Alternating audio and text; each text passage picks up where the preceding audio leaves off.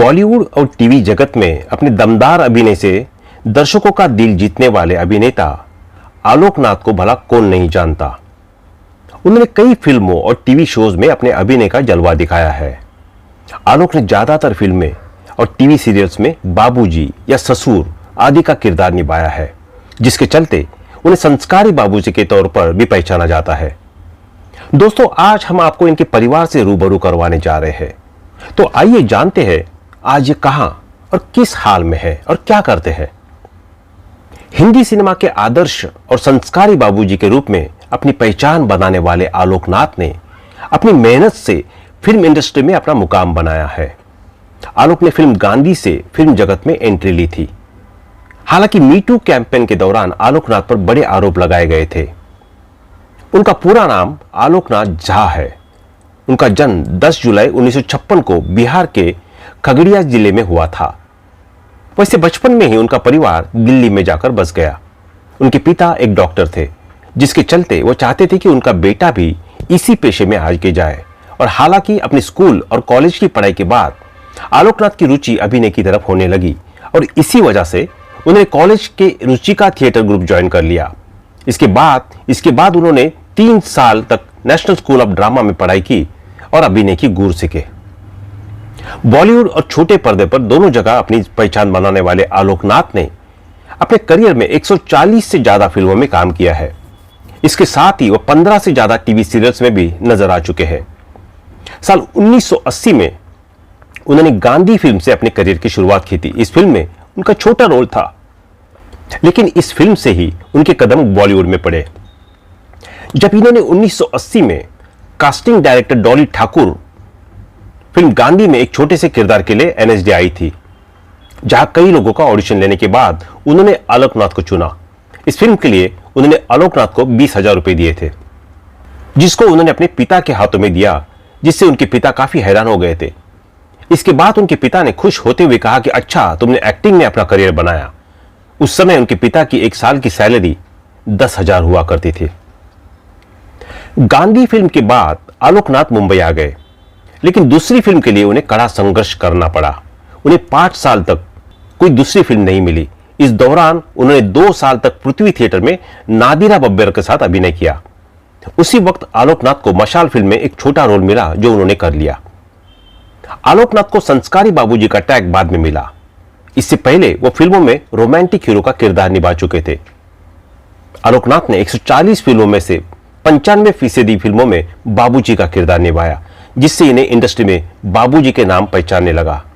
1987 में आई फिल्म कामाग्नि में उन्होंने बेहद रोमांटिक और हॉट सीन्स दिए थे। इसके अलावा विनाशक, षड्यंत्र और बोल राधा बोल जैसी कई फिल्मों में उन्होंने खलनायक का रोल भी अदा किया। हालांकि उन्हें सकारात्मक रोल में ही पसंद किया गया। एक बार आलोक नाथ को जितेंद्र के पिता का रोल बनने का ऑफर मिला था, लेकिन किसी वजह से उन्होंने रोल करने से इनकार कर दिया था। आलोक नाथ ने बॉलीवुड इंडस्ट्री में कई बेहतरीन फिल्में दी, जिनमें मैंने प्यार किया, हम आपके हैं कौन, विवाह, एक विवाह, ऐसा भी जैसी फिल्में शामिल है। इन फिल्मों के साथ साथ वो छोटे पर्दे पर भी सक्रिय रहे। आलोक नाथ बुनियाद, हम लोग जैसे शोज में भी नजर आए। आलोक नाथ ने अपना संस्कारी टैग भी बदलने की कोशिश की है। वो सोनू के टिट्टू की स्वीटी और दे दे प्यार दे में कुल दादा और डैड के किरदार में भी निभा चुके हैं। फिल्मों के साथ ही आलोक नाथ ने टीवी सीरियल में भी काम किया, जिसकी शुरुआत उन्होंने सीरियल हम लोग से की। ये इनका पहला सीरियल था जो दूरदर्शन में प्रसारित किया गया, लेकिन इनको पहचान सीरियल बुनियाद से मिली। यह सीरियल 1986 में काफी लोकप्रिय हुआ करती थी। इससे पहले आलोक नाथ ने 1983 में मैंने प्यार किया और सारांश की थी। 1980 में फिल्म गांधी के लिए उन्हें best picture of the year के खिताब से नवाजा गया था। इसके अलावा आलोक नाथ ने कई टीवी सीरियल्स में भी अभिनय किया है।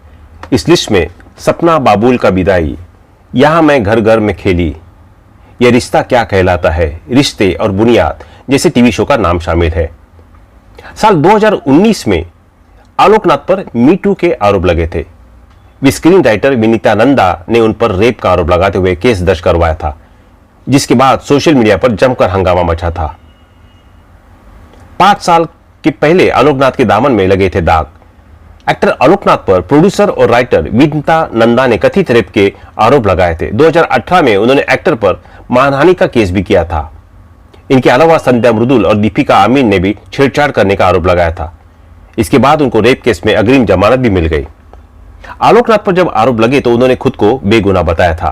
कहा था कि अगर लड़कियों के साथ ऐसा हुआ था तो अब 25 साल बाद क्यों बोल रही है, जो एक्टिंग करते करते अपनी ही बहू से दिल लगा बैठे थे। ये बात उस वक्त की है जब आलोकनाथ सीरियल बुनियाद के छोटे पर्दे का सफर शुरू किया था। इस सीरियल में दिग्गज एक्ट्रेस नीना गुप्ता ने उनकी बहू का रोल निभाया था। वही साथ काम करते हुए दोनों के बीच नजदीकियां बढ़ने लगी थी, लेकिन इस कपल का प्यार परवान चढ़ने से पहले ही अधूरा रह गया। खबरों के अनुसार दोनों के बीच का रिश्ता ज्यादा वक्त तक नहीं चल पाया और शो खत्म होते होते ये पहले ही कपल भी अलग हो गए। रिपोर्ट्स के अनुसार आलोक और नीना का रिश्ता टूटने के पीछे की वजह एक्ट्रेस का किसी और के साथ अफेयर होना था। वही नीना से अलग होने के बाद साल 1987 में आलोकनाथ ने आशु सिंह से ब्याह रचा लिया और दोनों अब एक बेटा और बेटी के पेरेंट्स हैं। आलोकनाथ की पत्नी का नाम आशु है। वो लाइमलाइट से दूर रहती है। अपने पिता के कहने पर प्यार को छोड़ एक्टर ने आशु सिंह से शादी कर ली थी। आलोकनाथ पर्दे से गायब है। ऐसे में बीच बीच में कुछ मीडिया और यूट्यूब चैनल्स पर उनके निधन की अफवाह उड़ती रहती है। अब कहां है आलोकनाथ? विंता नंदा रेप केस में पुलिस को आलोकनाथ के खिलाफ कोई सबूत नहीं मिले तो उसे बंद कर दिया गया। उनको सिंटा से भी मेंबरशिप रद्द कर दी गई। उसके बाद आलोकनाथ साल 2019 के बाद से गुमनामी की जिंदगी जी रहे हैं। फिल्मों और टीवी से भी उन्होंने दूरी बना ली है। आलोकनाथ अक्सर पर्दे पर संस्कारों की बात करते दिखाई देते हैं। ऐसे में लोगों ने उन पर कई सारे मीम्स भी बनाए थे जो कि काफी प्रचलित है। तो दोस्तों, आज के लिए बस इतना ही। मिलते हैं अगली वीडियो में। धन्यवाद। हमें कमेंट्स में बताना ना भूलें कि आपको संस्कारी बाबू को कौन सी मूवी सबसे ज्यादा पसंद है। नमस्कार।